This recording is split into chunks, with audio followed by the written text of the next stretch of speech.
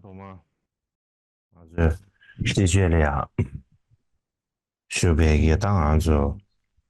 哦，那么那个上了呀，公干 Viên 啥？xin gửi lời chào tới tất cả quý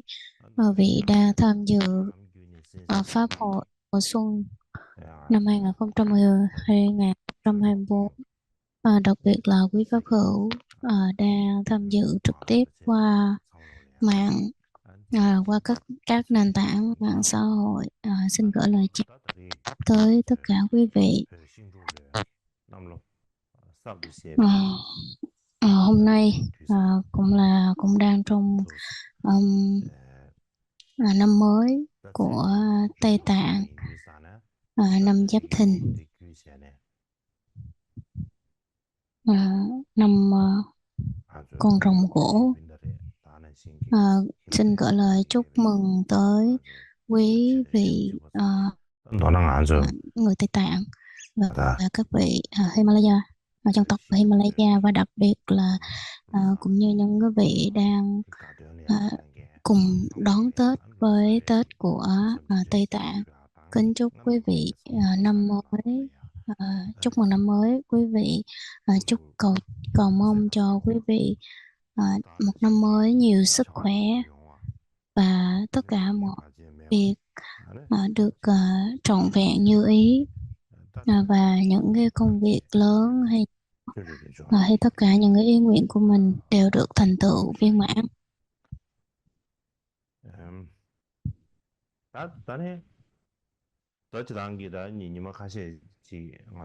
Như chúng ta biết rằng là một vài buổi pháp hội của chúng ta đã không được diễn ra, và có một số thay đổi nhỏ, ờ, vì lý do rằng là cái năm mới Tết của mình hơi bị bận rộn, và vì trước ngày mùng 1 Tết thì chắc là 29 30 thì tôi đã bị cảm, và trước đó là cũng đã có triệu chứng cảm rồi, và nhưng mà trong một cái thời gian dài không có được nghỉ ngơi, công việc cũng thực sự cũng hơi nhiều cho nên là không được nghỉ ngơi. Nếu như mà cơ thể của mình không được nghỉ ngơi trong vòng 1 tháng thì ờ, cái tình trạng cảm cúm nó sẽ bị trở nặng, và cái thời tiết thay đổi, nếu mà thời tiết chuyển lạnh hơn thì cơ thể của mình nó sẽ chống chọi với cái cảm, nó hơi khó. Bởi vì rằng là trước đó thì tôi đã từng bị bị nhiễm Covid, cho nên rằng là trong vài ngày bị đau nặng, cho nên là cái triệu chứng cảm của hôm nay thì nó cũng hơi giống giống như vậy. Không có tệ giống như cái đợt mà bị nhiễm Covid, nhưng mà cũng thực sự là không có khỏe trong cái đợt cảm cúm vừa rồi. Cho nên rằng là tôi đã quyết định nghỉ nghỉ ngơi. Cái bình thường thì trong trước khi mà năm mới vào Tết thì tôi sẽ gửi lời chúc, mình làm những cái bài thơ để mà chúc mừng Tết cho quý vị, nhưng mà thôi đợt này nghỉ, không làm.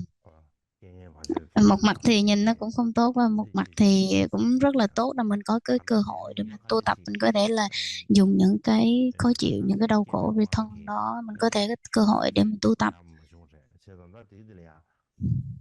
Và hôm nay thì xin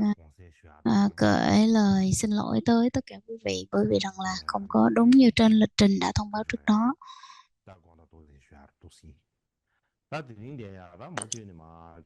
Và ờ, chúng ta sẽ tiếp tục vào cái giảng pháp mùa xuân, pháp hội mùa xuân năm 2024, 50 bài kệ về Guru. Như hôm trước chúng ta có phân chia ra những cái chương mục ở trong 50 bài kệ về Guru của theo ngài Chư Trọc Quay Kiệt Sen, thì trong có 5 phần. Phần thứ nhất đó chính là cái thứ nhất đó chính là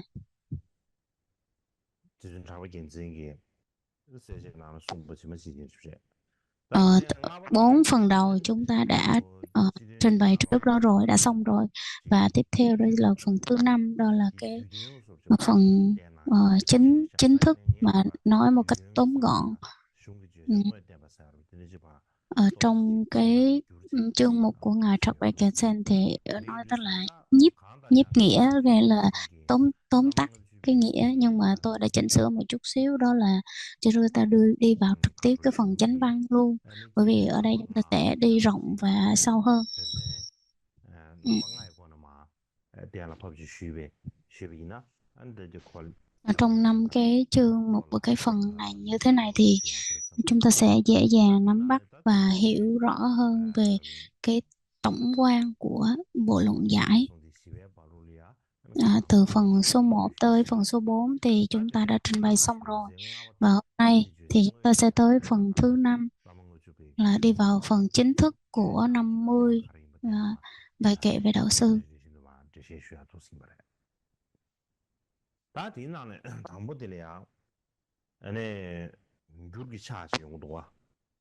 Cái phần thứ nhất ở trong cái phần thứ 5 thì chia ra, đó là phần thứ nhất, nó có cái mục thứ nhất, đó chính là à, xưng tán và đảnh lễ.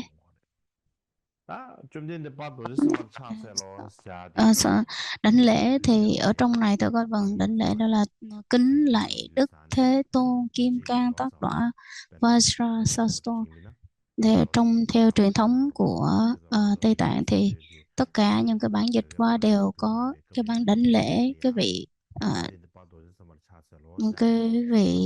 Kim Cang Tát Đọa. Thì đây là bản dịch của ngài của dịch giả Rinchen Sangpo. Thì đây là cái phần mà đảnh lễ này là cái phần của vị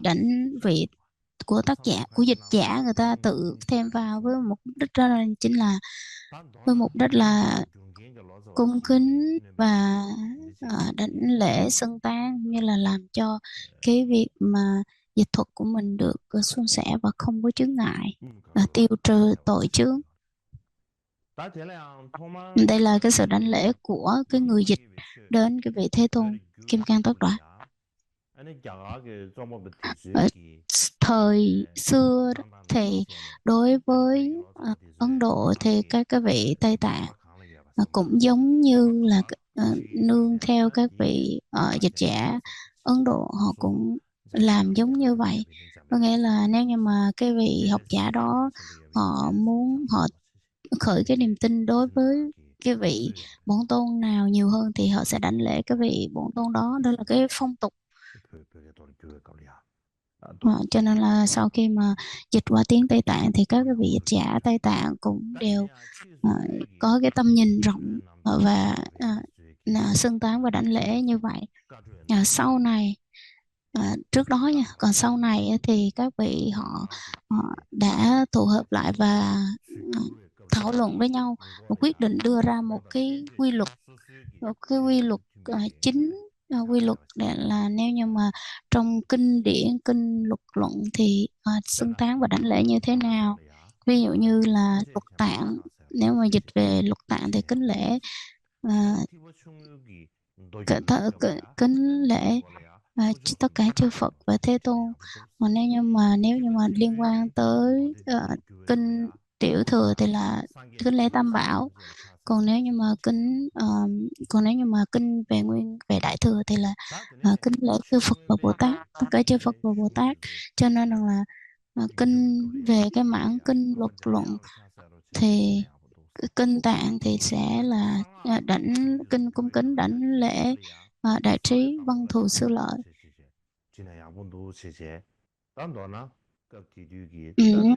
Và và nếu như mà liên quan tới mật thì là cái vị mà kính lễ vị bảo trì mật chủ. Cho nên là tất cả nó đã có một cái quy luật, đưa ra một cái quy luật chung, và tất cả những cái vị nào dịch ra thì trong tương lai đều cần phải áp dụng và nương trên cái quy luật đó để mà có thể dịch qua kinh luật luận. Thì tùy theo Tam Tạng Thánh Điển nó thuộc về cái phạm trù nào để mà đảnh lễ xưng tán như thế nào.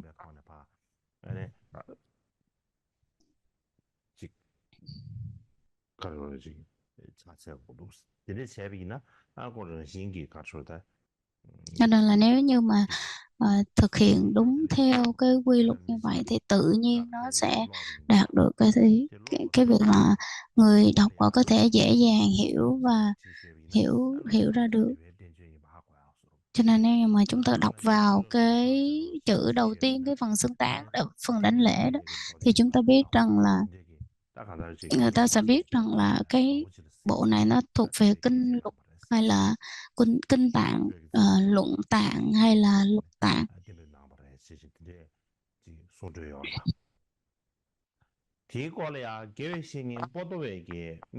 Và trong cái liên quan tới vấn đề này thì có ngài Geshe-potawa trong nói rằng trong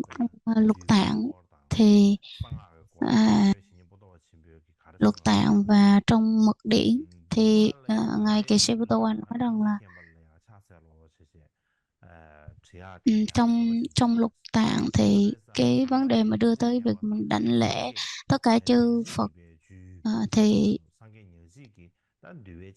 tất cả chư Phật thì trong đó nó mang cái ý nghĩa rất là sâu rộng, có nghĩa rằng là để mà chỉ có trong trong giới luật của Phật thì mới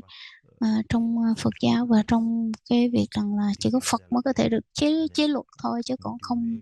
phải là bất kỳ một người nào được chế luật. Cho nên chính vì vậy mới là xưng tán đảnh lễ đấng toàn tri, nghĩa là Đức Phật ấy. Cũng vậy, ngài cũng nói rằng là đối với cái mật điển á, thì trong mật điển vì rằng là mật nó bí mật cho nên được tu tập và thành tựu một cách bí mật, cho nên rằng là cho nên chính vì vậy cho nên là khi mà bất kỳ một cái bộ luật mật tạng nào, mật điển nào cũng đều cái là kính đảnh, gọi là con xin cung kính đảnh lễ uh, mật chủ, gọi là con xin cung kính đảnh lễ à, bí mật, gọi là người vị tôn chủ.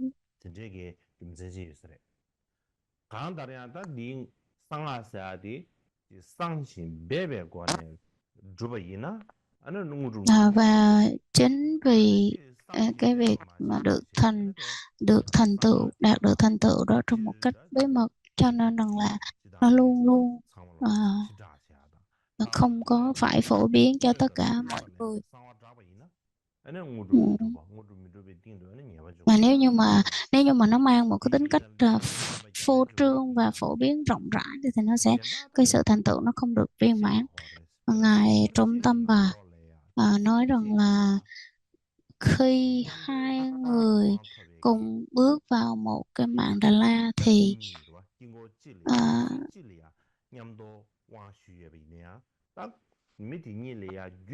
thì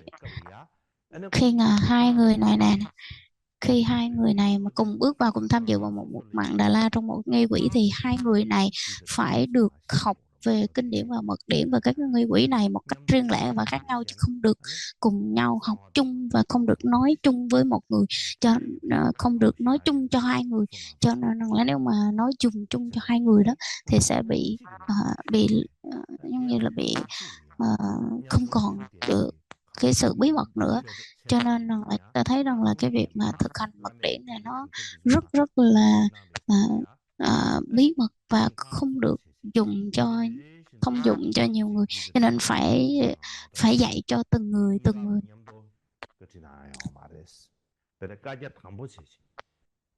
Ví dụ như là cái khi mà cho nên là đối với mật điển thì hoặc là mật thừa thì bắt buộc cái việc mà làm sao nó bí mật thì nó lại là cái điều quan trọng nhất. Ví dụ như là hồi xưa ở Ấn Độ, ở Tây Tạng, chúng ta thấy rằng là ngài Atisha trước khi mà ngài đến Trung Quốc, xin lỗi, trước khi mà ngài đến Tây Tạng thì tất cả tất cả mật thiện cũng được phổ biến rộng rãi, và sau khi mà ngài sau khi mà ngài về ngài đến Tây Tạng thì cái tình hình của mật thừa mật đen thì là nó mật tông nó được xích sao hơn. Đó. Và nhiều người được học hơn, và sau đó thì cũng mở rộng cho nhiều người là đối với cái dân chúng cũng như là công chúng có thể tập trung đông đủ để mà có thể truyền chẳng hạn như là bí mật tập hội vân vân. Nên là từ đó thì cái thời của ngài Trung Tâm Bà đã được bắt đầu và với một cái thông lệ như vậy.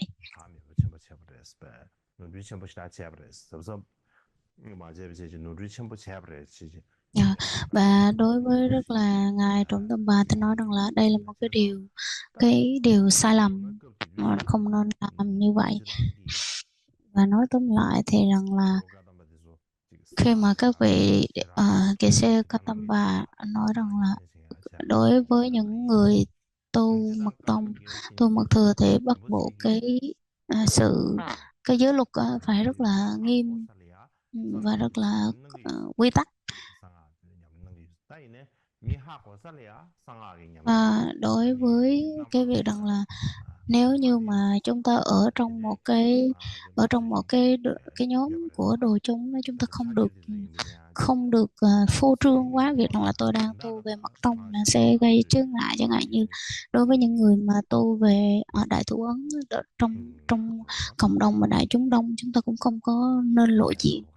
và nó cũng là mình không nên phô trương và tỏ vẻ ở ta đây là đang tu về mật hay là ta đây đang tu về đại thủ ấn vân vân này kia.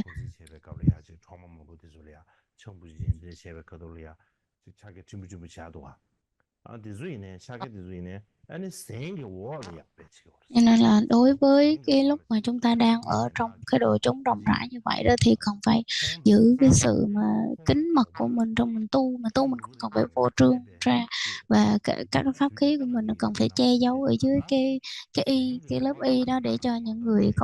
khác họ không có thể thấy được.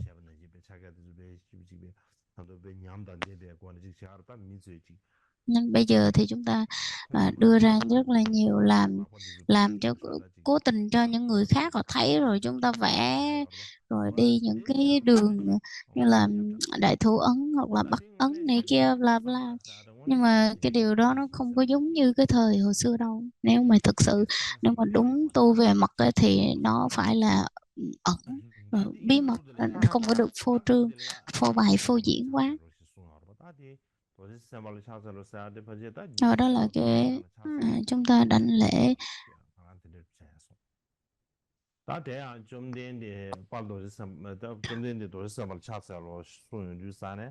Cung kính đảnh lễ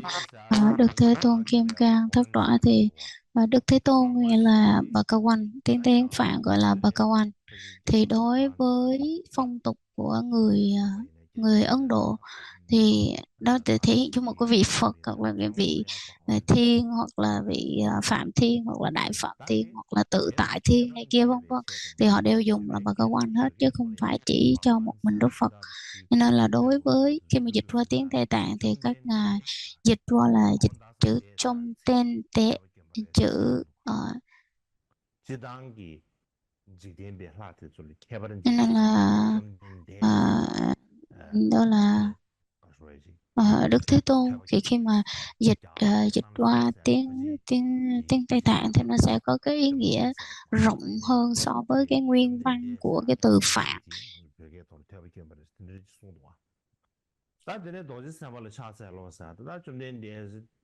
Thứ hai đó chính là cái đảnh lễ Kim Cang Tất Đọa. Thì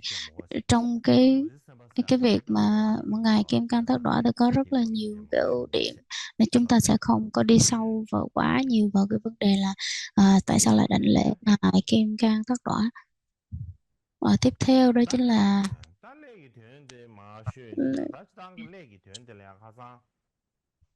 cái phần tiếp theo đó chính là xưng tán và phát nguyện. Thì trong này có của ngài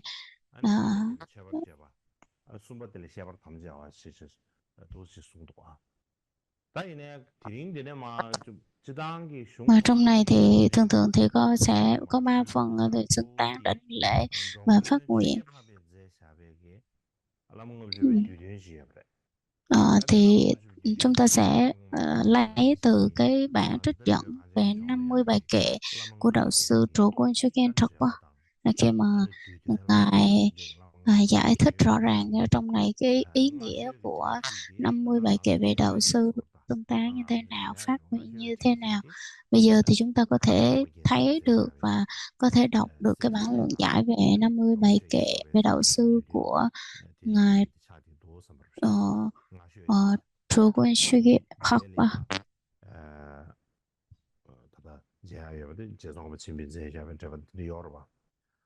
Và sau này chúng ta có thể tham khảo thêm những cái bản luận giải của ngài Chế Tsongkhapa. Ở trong đây thì ờ, khi mà chúng ta đi sâu vào 50 bài kệ về đạo sư thì chúng ta sẽ nhìn đi một cách khái quát về cái ý nghĩa chung. Ờ, thì chúng ta sẽ tham khảo về cái bản luận giải của ngài Trụ Ban Shupa thì nó sẽ dễ hiểu hơn. Thì trong này có 3 phần, có 3 phần. Cái phần thứ nhất đó chính là mở bài, thân bài và kết luận. Là khi mở bài thì gồm có 2 đó là xưng tán và phát nguyện. Với cái đầu trước hồi nãy là đảnh lễ, tiếp theo đó là xưng tán và phát nguyện. Thì xưng tán phát nguyện thì nằm trong phần mở đầu trong cái bản chánh văn, trong cái bố cục mà được chia ra từ các cái chương mục.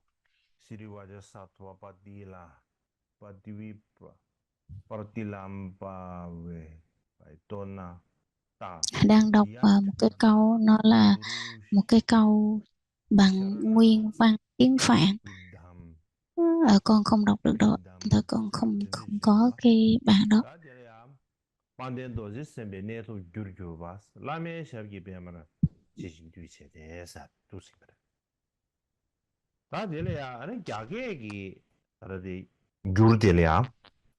Trong này thì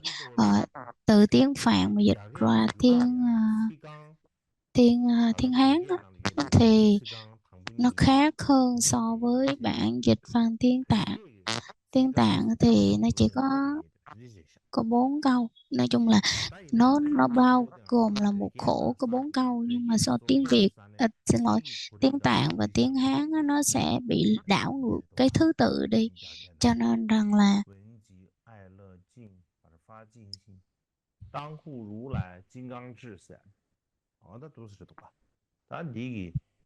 nghĩa là đối với tiếng Hán thì cái chữ mà con cúi lạy dưới chân sen của đấng đạo sư thì nó sẽ nằm ở phía sau. Ừ.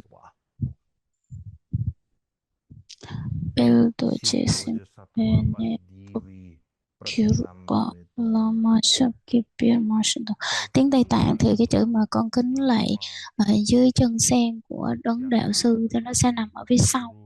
Tiếng Anh thì khi mà dịch thì người ta sẽ đưa lên trước, thì cũng như vậy đối với tiếng Hán thì họ dịch cái câu nào cũng đưa lên trước. Nhưng mà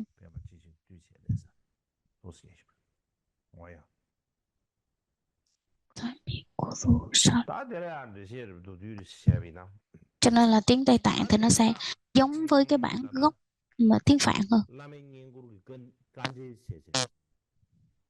Thì cái phần mà xưng tán đạo sư thì nó sẽ thể hiện cái việc rằng là tri ân và tôn kính cái vị đạo sư của mình. Trong tiếng Phạn thì ở trong một cái bản khác, đó chính là có một văn bản khác, không biết là tác phẩm này của ai, nhưng mà bản dịch tiếng Hán thì là của ngài Kumalathap. Khi mà ngài trong bản tiếng Hán của ngài Kumalathap có nói rằng là chúng ta sẽ phải giống như là mình xưng tán cái vị Bồ Tát hoặc vị Phật mà chúng ta cung kính tôn trọng nhất, nếu như mà mình không có xưng tán, không có đảnh lễ thì cái sự phát nguyện của mình nó không có được trọn đầy viên mãn, và nó chưa có rốt ráo được trong cái sự phát nguyện của mình. Và ở bên đây nó thể hiện rằng là cái người cái vị trước tác ra cái bộ luận đó, thể hiện cái người thể hiện rằng là chúng ta đảnh lễ cái vị trước tác ra cái bộ luận đó. Nói tóm lại thì là cái phần mà đảnh lễ, cái phần mà xưng tán và phát nguyện. Ở xưng tán á, thì à, nó có 4 câu, và 2 câu đầu thì à, à, ừm, 2 câu đầu thì là nó thể hiện cái việc là tại sao, lý do tại sao tôi đảnh lễ dưới chân sen của đạo sư của mình. Cái câu thứ hai đó chính là hai câu cuối á, 2 câu đầu thì nói lên lý do, 2 câu sau thì nói là xưng tán cái vị uh, bổn tôn hoặc là chư thiên.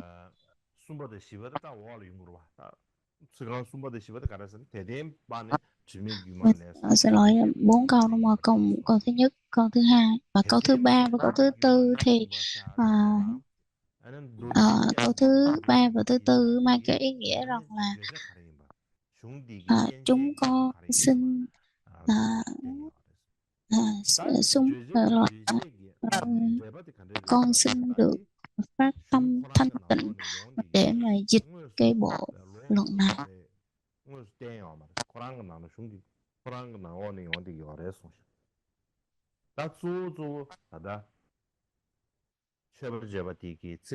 Nói tóm lại thì là trong cái bản, trong cái khổ thơ mà nói về xưng tán thì nó sẽ đưa ra ba cái mục đích chính. Cái thứ nhất đó chính là nói về cái nguyên nhân tại sao chúng ta xưng tán, và cái thứ hai đó là cái đối tượng được xưng tán, cái thứ ba đó là thanh tịnh. Ừ. Và cái câu đầu tiên nó nói là nguyên nhân, xin nguyên nhân nguyên nhân mà chúng ta phát nguyện xưng tác đó thì là nguyên nhân đạt tới cái trạng thái rốt ráo viên mãn, rồi xin đảnh lễ ngài Kim Cang Tắc Đoa.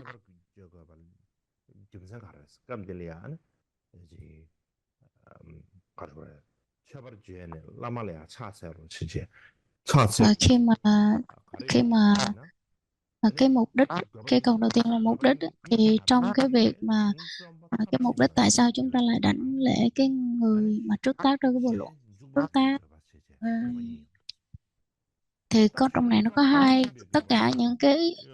mục đích, cái ý nghĩa đó, ta có hai cái lên: mục đích tạm thời và mục đích vĩnh viễn. Mục đích tạm thời đó chính là khi mà chúng ta được ờ,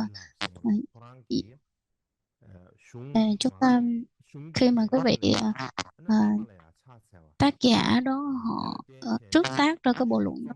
thì khi trước tác cái bộ luận đó thì cái người ờ, ờ, tác giả đó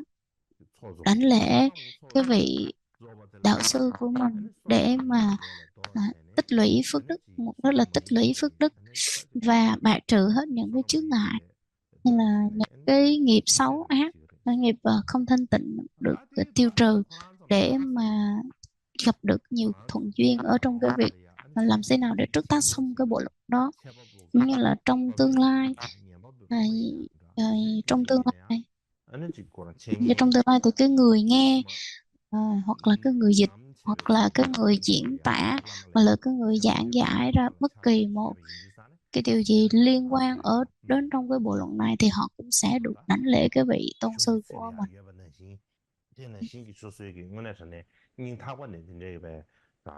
Đó là cái việc mà từ trong tận đáy lòng của cái vị trước tác phải có cái bước là xưng tán và đảnh lễ và xưng tán. Và đây chúng ta đang nói về xưng tán.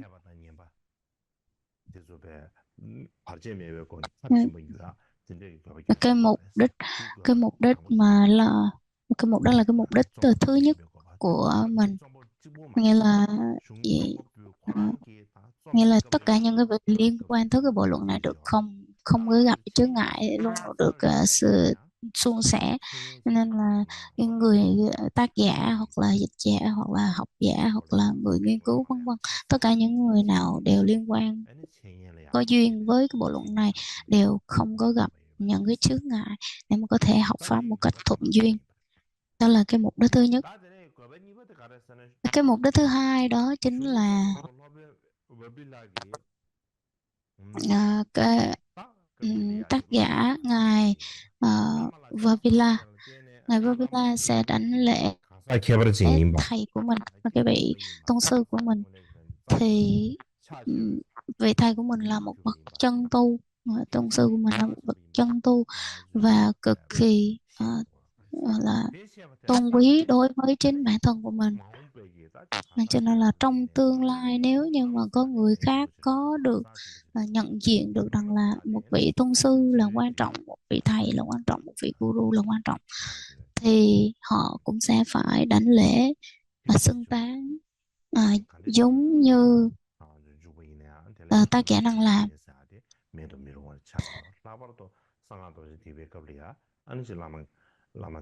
Đặc biệt là trong mật điển, mật thừa, mật tông thì chúng ta thấy rằng là cái việc mà làm sao cái vị guru của mình, vị lama của mình phải là một người chân tu, nó quan trọng tới mức độ rất là nhiều. Và làm sao chúng ta có thể nhận diện và kiểm chứng được một vị guru rồi chân tu.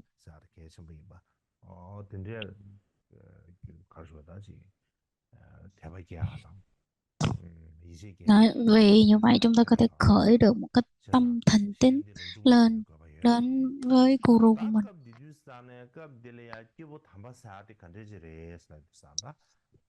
Vị chân tu thì như thế nào gọi là cái vị chân tu?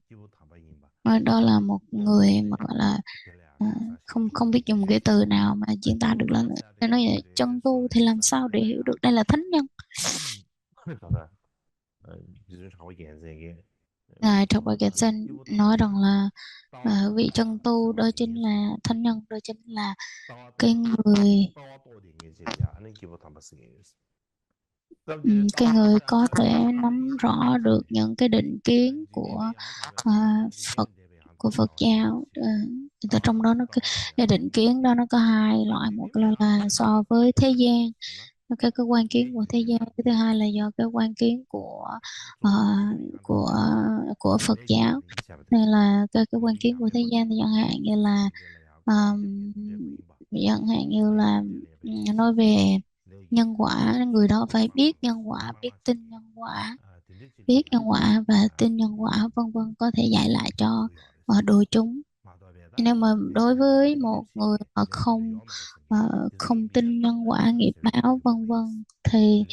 đây không phải là cái vị đạo sư, vị tôn sư mà chúng ta phải đảnh lễ đâu. Cho nên là những người nào không tin quả, không tin nghiệp báo thì không có đảnh lễ, và bắt buộc cái đối tượng mà chúng ta lễ lại đó thì bắt buộc phải biết về nhân quả và tin về nhân quả nghiệp báo. Hiểu rõ về nhân quả, đó là một người mà chúng ta nên lễ lại.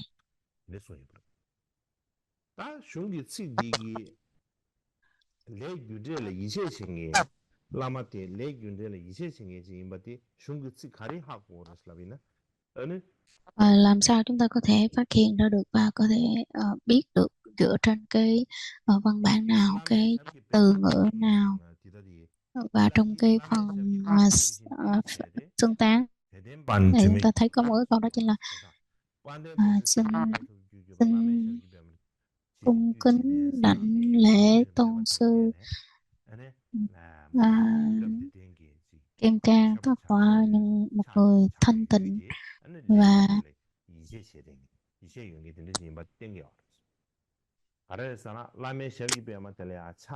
vì sao? Về rằng là nếu như mà chúng ta đảnh lễ dưới chân sen của một vị à, thế tôn sư, vị chân tu của mình thì à, sẽ nguyện nguyện là mình đảnh lễ dưới chân của đạo sư của mình,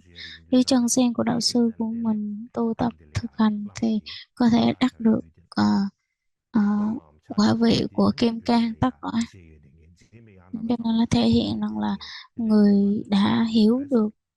tất cả những giáo lý cũng như như là nhân quả nghiệp báo của thế gian. Cho nên ở trong lúc này chúng ta ờ, ờ, đảnh lễ thì cái đối tượng đó cần phải có đủ hai điều kiện. Cái đối tượng mà đảnh lễ đó có đủ hai điều kiện. Cái thứ nhất đó là cái đối tượng mà mình đảnh lễ đó phải là ờ, cái đối tượng mà cái đối tượng mà mình đảnh lễ đó cần phải cái đối tượng mà mình đảnh lễ đó cần phải có đủ hai điều kiện, một là xuất sắc về thế gian pháp và xuất sắc về cả xuất thế gian pháp.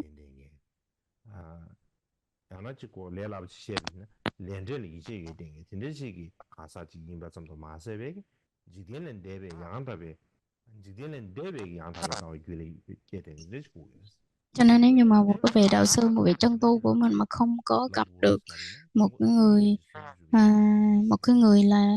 biết được rõ ràng rõ tường về tất cả các pháp từ thế gian đến xuất thế gian thì là không phải là cái bậc thánh nhân.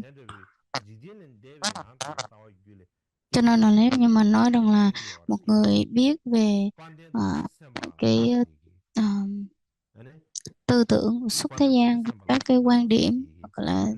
à, giáo lý của xuất thế gian thì chỉ có ngài Tuệ Chế Simba là ngài Kim Cang Tắc Đọa, cho nên là được sánh với cái quả vị của Kim Cang Tắc Đọa. Cho nên là ở đây thì cái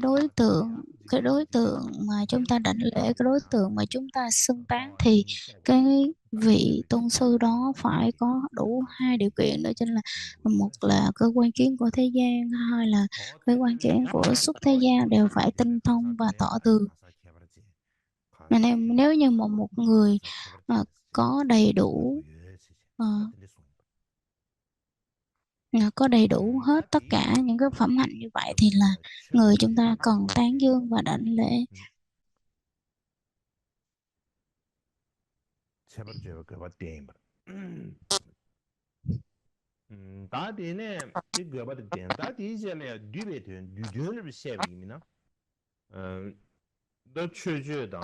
Và tiếp theo đó chính là à, cái phần ý nghĩa ở trong cái à, cái bộ luận này, đó là nhìn cái nghĩa tổng quát. Nghĩa tổng quát thì cái phần đầu tiên đó chính là nó là khuyến khích người nghe, khuyến khích người nghe phải biết cách lắng nghe và cung kính lắng nghe, nghe một cách cung kính.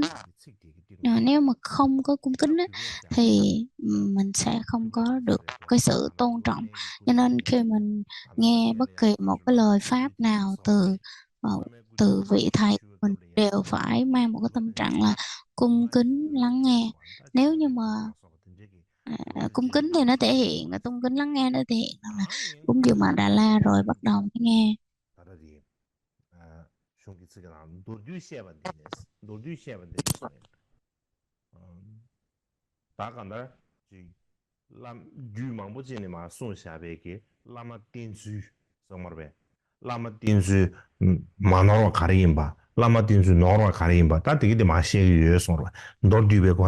Nên là trong này thì nó là cái việc là mình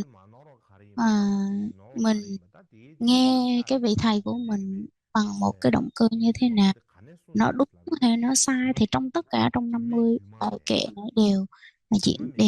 diễn tả rất là.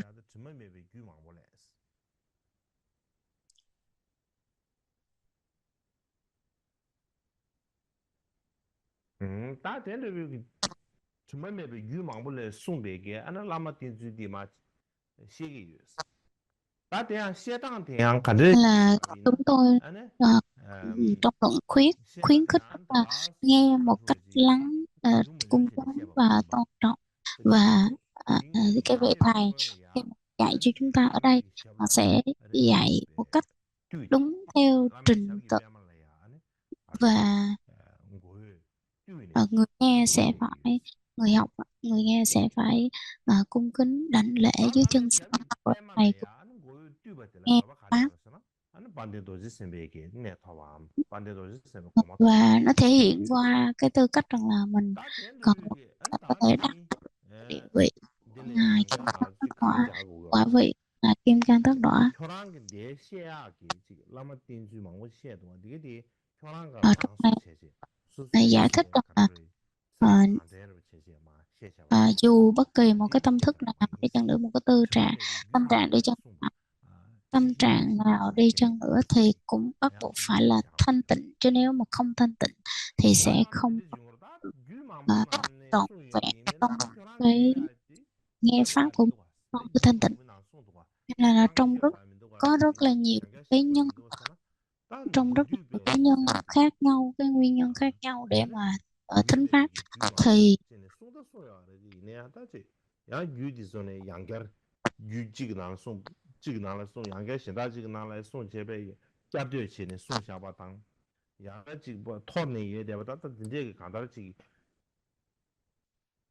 Chỉ đang mình được chỉ ta yu tham gia de lo tu ya kala khabru ba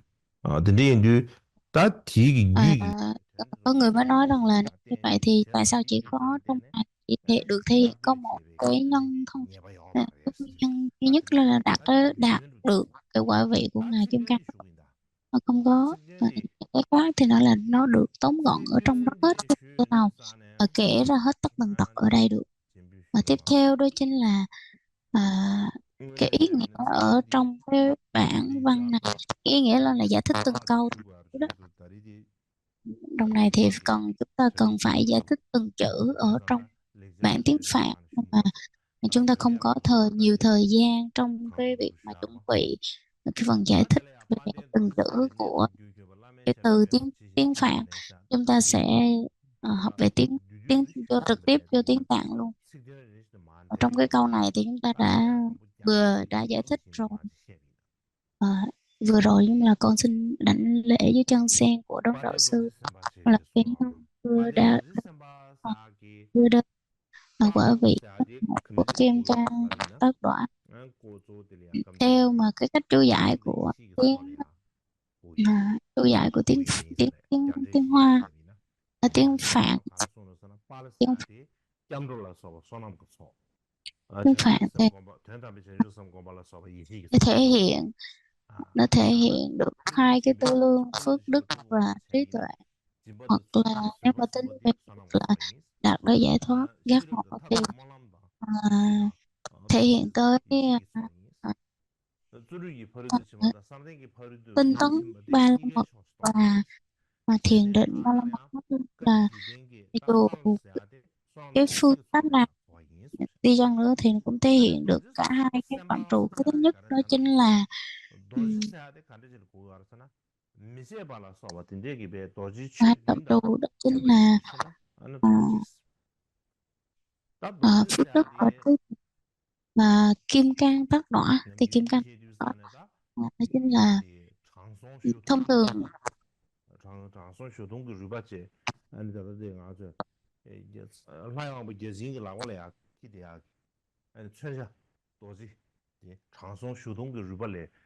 nên ý nói là cái phẩm chất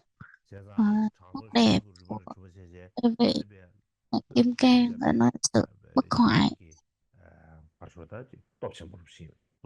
nó không bị diệt vong,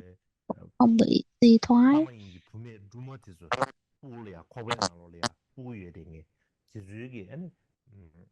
Nó tôn quý và nó vi diệu, vi diệu tới mức là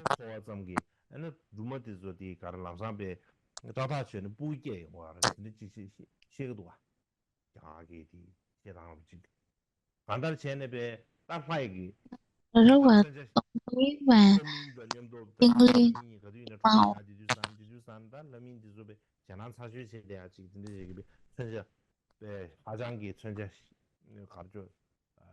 수강이 그냥 미쉐베 미시보다 된제게 최 듄다데마 된제게 다 도지 될이야 남준 될이야 라고도 Và trong cái vị kim cang thất tọa nó có cái mà được quý như là những cái hành động à, à, Thiên liêng cao cả hoặc là được quý giống như là kim viên kim cương, chữ Vajra là cái kim cang nó được ví như kim cương cứng và quý Vajra được dùng cho kim cang mà nó không bị suy hoại, và nó có 7 cái ưu điểm ở trong kim cang á, nó có kim cương á, nó có 7 cái ưu điểm như là cứng hoặc là không phá hoại được, không bị suy thoái, không bị diệt vong, vân vân. 아니, 에, 셈바세아디, 사투아세아디, Tắt 아니, gọi là 미지바, Sastoa. Ừ, 미지바, là 냠버 미교, 디차네, 셈바이. 근데 이제 다 도지 안 mà 딩이, 나 셈바이 안 딩이 비치나 안 도지 셈바스. không bị diệt vong, không bị suy thoái, cho nên là cái chữ kim cang và tắc đỏ nó đều có, dường như nó cùng chung những cái ưu điểm như nhau, người ta mới đặt chung nó lại là kim cang tắc đỏ. Nói chung tóm lại thì chữ kim cang tắc đỏ này nó mang những cái ý nghĩa rất là rộng lớn, và chúng ta sẽ không phân tích rộng tại đây. 돈이 저거 빼야 되면 그 도지 셈바. 이 도지 셈베 공부하는데 가르쳐나? Và cái quả vị của ngài kim cang thất đỏ thì chúng ta được hiểu như là quả vị của kim 도지 cang trì. 타네 공파 녀바 공파한테 토바 쳐봐. 톱에 귤 줘봐. 톱을 쳐배에다 가서 제레제. 때 가르쳐나? 아니 달라면 시작이. Tức là nghe có rõ hay không rõ thì các vị có thể, không rõ thì các vị có thể liên hệ để chúng ta có thể biết được mà mình kết nối không rõ ở chỗ nào nhé.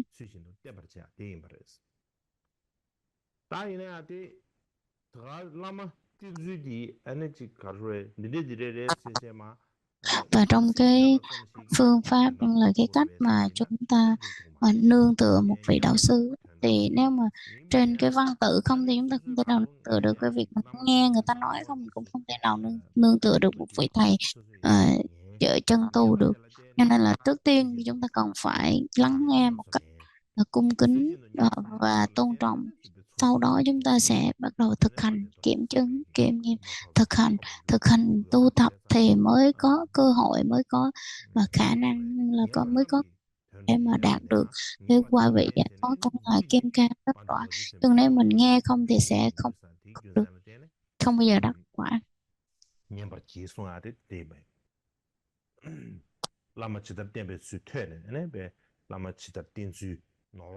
Cho nên là trước tiên thì chúng ta cần phải nghe gọi là học hỏi về làm như thế nào để mà nương tựa được một vị đạo sư, trong đó nó có cái tác hại, cái lợi ích, và làm sao nếu mà chúng ta không có đi sai con đường, bị đi sai con đường, đi đúng cái con đường.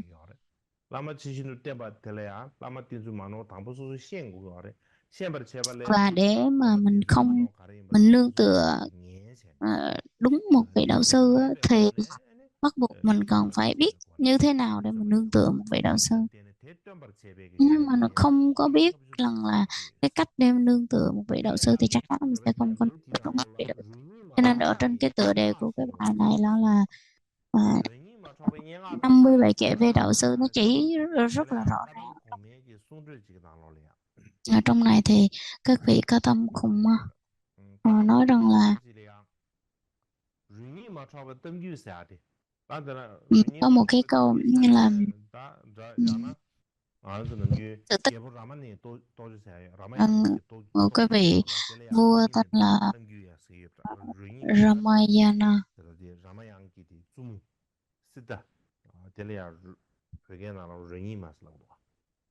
tiếng Tây Tạng gọi là Rama. Trong cái truyền thuyết về Rama hoặc là Ramayana, thì trong này nói rằng là trong này có hai cái câu chuyện á, đó là truyền thuyết và truyền miệng, và được viết xuống thành một cái câu chuyện cổ tích.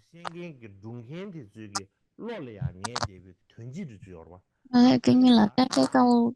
câu chuyện về đồng dao. mà nó là chia làm hai phần.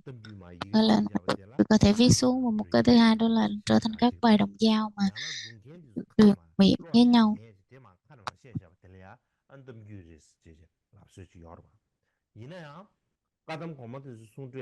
Rồi có cái vị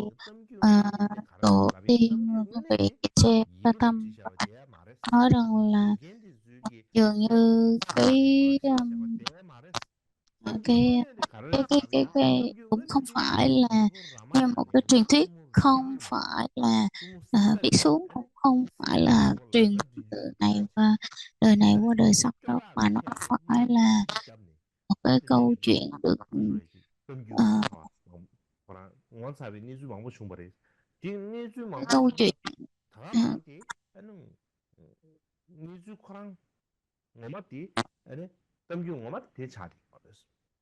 một cái câu chuyện truyền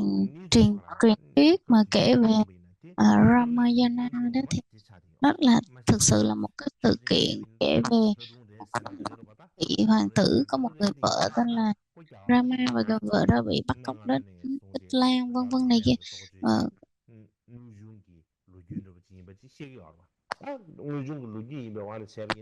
và đã xảy ra một cái cuộc chiến tranh, cuộc đại chiến để mà bảo vệ cái cô vợ của cái ông hoàng tử Rama này.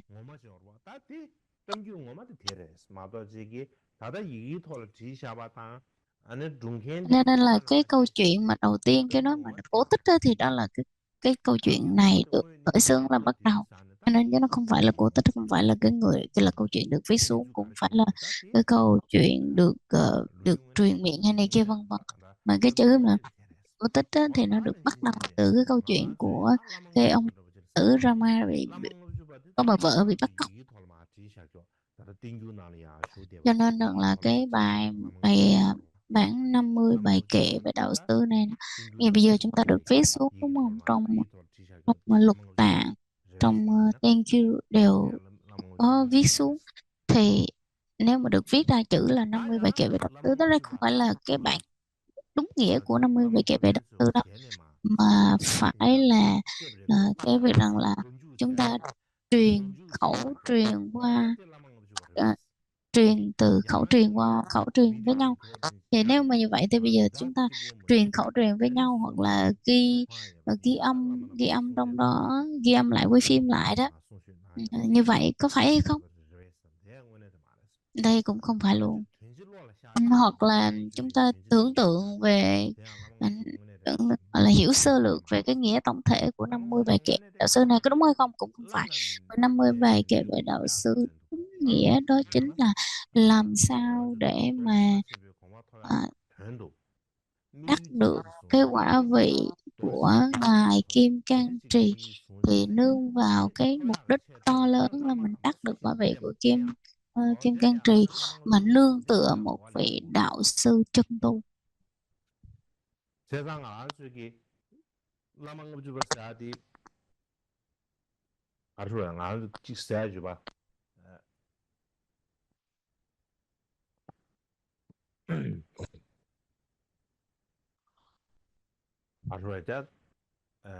Cho nên là 50 bài kệ về đạo sư này nè, nhưng mà chúng ta có thể đọc lại được, hoặc là học thuộc lòng hoặc này kia vân vân, thì nó cũng chỉ là giúp cho mình hiểu được cái nghĩa, hoặc là hiểu sơ lược về cái văn tự này kia vân vân thôi. Chứ còn nếu mà chúng ta có thể đúng được cái, mình có thể nương vào đó mình tu được cái công, không phải, không được. Chúng ta có thể coi ở có hiểu được rằng là có thể hiểu giải thích chút xíu trên văn tự, trên ngôn từ thôi, chứ thôi còn như để mà mình có thực sự có được cái xúc cảm trong cái việc mà nương tựa một vị thầy đúng nghĩa đó, thì bắt buộc phải tu đó, phải thực hành thì mới có được cái cảm xúc thực sự.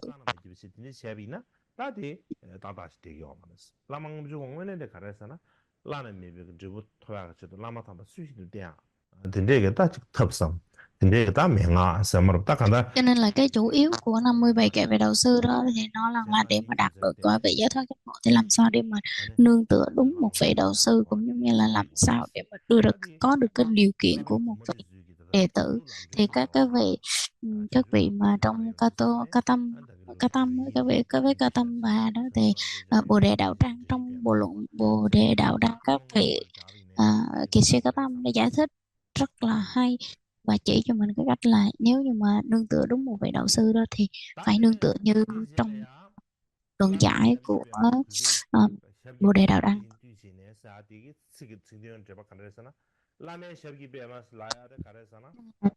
Đảnh lễ dưới chân sen của vị tôn sư, vị đạo sư thì tại sao lại là đảnh lễ dưới chân sen? Bởi vì dưới cái chân của vị lợi là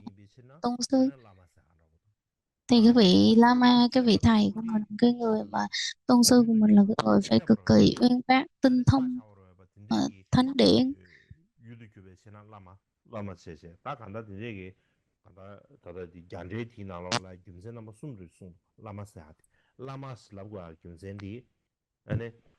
À, và trong cái bản gốc của bản giải thích của tiếng Phạn thì thấy rằng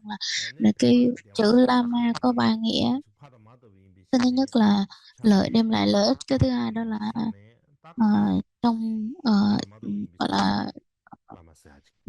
mẫu hệ và phụ hệ, thì là ờ,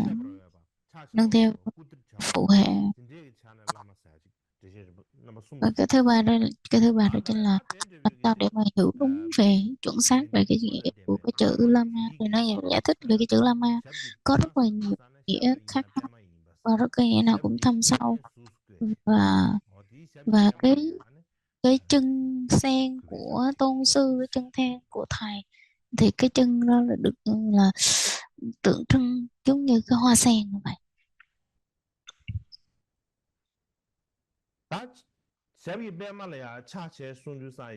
Mà tại sao lại đảnh lễ dưới chân sen của ngài, của tôn sư của mình?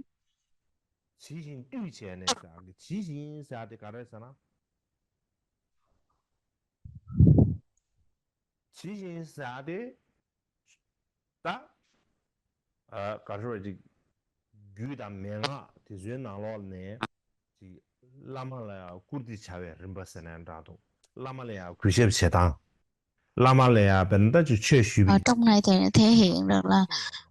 cái thứ tự của cái việc rằng là nương tựa một vị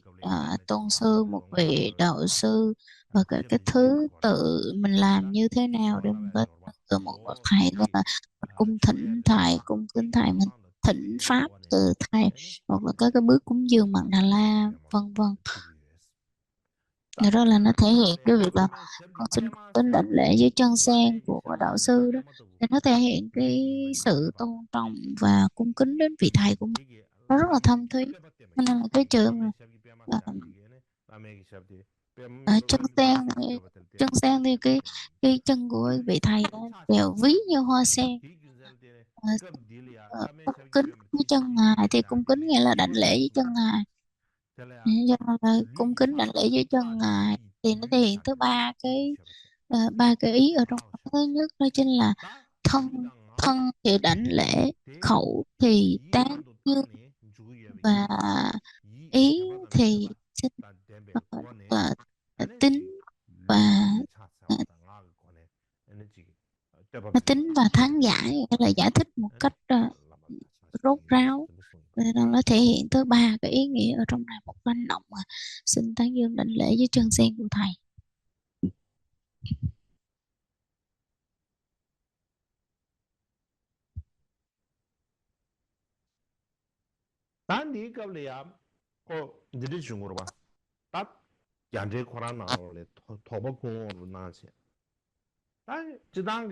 Trong này thì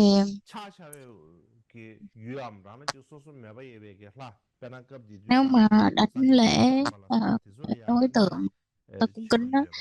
như là về hạnh Phật, hoặc là tại sao chúng ta có người mới hỏi là tại sao mình đảnh lễ ở đây là đảnh lễ những cái vị đạo sư, mà có đảnh lễ những cái vị khác mà không lễ đảnh lễ Phật, trong cái đó Phật là cái đấng tối cao và cao nhất, mà đảnh lễ Phật chẳng lẽ không tốt hơn hay sao, mà tại sao lại đảnh lễ đạo sư của mình? Tại vì nó có cái à, có mục đích như thế nào, có mục đích đó chính là vì vị thầy của mình là bởi vì có cái trí tuệ của thế gian và xuất thế gian. Cái thứ hai trong mạng thì chia rằng là cái vị thầy đại diện cho ờ, tất cả trí tuệ của chư Phật. Cái thứ hai đó chính là một cái vị thầy sẽ cần phải đủ điều kiện thông về thế gian và xuất thế gian. Đó chính vì cái lý do đó mà chúng ta cần phải đảnh lễ dưới chân sen của đạo sư. Mặt khác thì đảnh lễ dưới chân sen của đạo sư nó thể hiện cái việc rằng là đạo sư có cái công ơn, cái ân lớn đối với mỗi cái người đệ tử. ngoman nange di ane sosoli ya takada lama di diji lamde nange ta ngoman robdi ngone sosol diji lamde nange de lama di mi inju sana arang ya labar du Cho chawas nên là cái người mà thay Phật mà hướng dẫn cho chúng ta tu hành tốt hay không tốt nên là phải nhờ vị đạo sư, vị thầy của mình, chứ còn nếu như mà không có vị thầy thì chắc chắn là chúng ta sẽ không có được. Cái ý thứ hai đó chính là cái ý hồi nãy chúng ta có trình bày đó chính là à, vị thầy Lama, cái vị Lama của mình là hiện thân của tất cả chư Phật, nên là hóa thân hiện thân của tất cả chư Phật, là đại diện Phật. à, hoặc nên là ý nó tóm lại đó chính là từ cái người mà đại diện cho chư Phật, chư Bồ Tát, nên là chư Phật và chư Bồ Tát, thì để mà làm lợi ích được cho tất cả chúng sanh á, thì bắt buộc phải 가르쳐는 제가 토바당 이제 내겐 제가 토바당 마토바당 다 된게 지 그런 심지가 나서 쉬어 봐. 배나 가시 상계기 có rất là nhiều loại chúng sanh khác nhau làm lợi ích cho chúng sanh, nhưng mà rất là nhiều chúng sanh khác nhau từ cái tâm tư, nguyện vọng hoặc là các cái hình tướng khác nhau để mà, nên là tùy theo căn cơ trình độ hành nguyện của mình phải đáp ứng được cái ý nguyện của họ, cho nên là không phải ai cũng làm được, và chúng ta phải cần một cái vị, một cái người mà hiện một cái tướng của một người bình thường giống như những người phàm phu chúng sanh vậy đó. Thì chúng ta mới có thể độ được họ. Cho nên chính vì vậy mà ừ, chính vì vậy mình thấy là nếu mà một vị đạo sư mà nó có những cái ưu điểm hay là cái hình tướng giống như cái người phàm tục hoặc là cái người họ đang độ đó, thì họ sẽ phải hóa thân thành cái vị đó, tùy theo cái hình tướng của người đáng độ mà họ sẽ hóa thân thành cái người giống như cái trường hợp của người đáng độ đó. Cho nên là vị thầy là cái người có cái ân rất là lớn đối với mình thôi. Cho nên là ngoài ra thì cho nên là ngoài vị thầy, cái người tôn sư, cái đạo sư của mình ra thì còn những người khác còn cực kỳ quan trọng, và những cái vị Phật và khác thì cực tôn trọng và quý báu nữa. Cho nên là chúng ta không thể nào đáp ứng được hết tất cả, và à, cái vị thầy của mình phải nương theo cái hiện tướng của một vị phàm phu bình thường để mà hóa độ chúng sanh. Cho nên rằng là vị thầy là dường như là cái người mà đại diện chư Phật.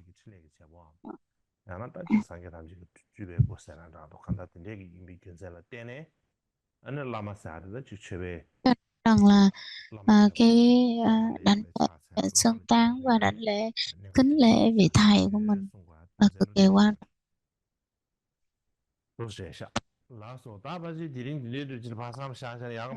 Có thể là chúng ta kết thúc cái buổi pháp hội ngày hôm nay tại đây. Tại vì là nếu mà nhiều quá thì sẽ sinh chán và sinh ra mệt mỏi. Chúng ta kết thúc tại đây ha. Hôm trước thì tôi cũng không nghĩ rằng là cái buổi pháp hội ngày hôm nay có thể được diễn ra đâu, nhưng mà tôi đã cố gắng rất là nhiều rồi. Tôi rất là vui và hoan hỷ ta có thể kết thúc, cũng giống như là có thể cái buổi pháp hội ngày hôm nay có thể được diễn ra. Có thể rằng là tôi suy nghĩ có một số điều tôi suy nghĩ hơi khác, cũng như là tôi chưa có nghĩ tới một mặt, thì chưa nghĩ tới một mặt khác thì rằng là trong cái bản 50 bài kệ về đạo sư này nó liên quan rất là nhiều về mật điển, cho nên rằng là nếu mà nếu mà nói trực tiếp về cái việc làm sao để tu mật tông thì nó hơi khó, nhưng mà nó có một cái sự gián tiếp nào đó cho nên nó rất là quan trọng. Nhìn nó đơn giản nhưng mà rất là quan trọng trong cái chủ đề này, nên tôi thấy rằng là cái việc tu hành của mình quan trọng như thế nào, làm sao để có thể đạt được giải thoát giác ngộ, và trên cái bước đường tu tập của mình chướng ngại nó gặp những cái chướng ngại nào nhiều như thế nào thì chúng ta cũng sẽ gặp rất là. Cho nên là dù có bất kỳ một cái trường hợp, cái chuyện gì nó có xảy ra đi chăng nữa thì nó đều có nhân duyên với nhau, nhân quả nghiệp báo đã có hết rồi. Cho nên là tôi là các vị nghe thì cũng phải cẩn nghe một cách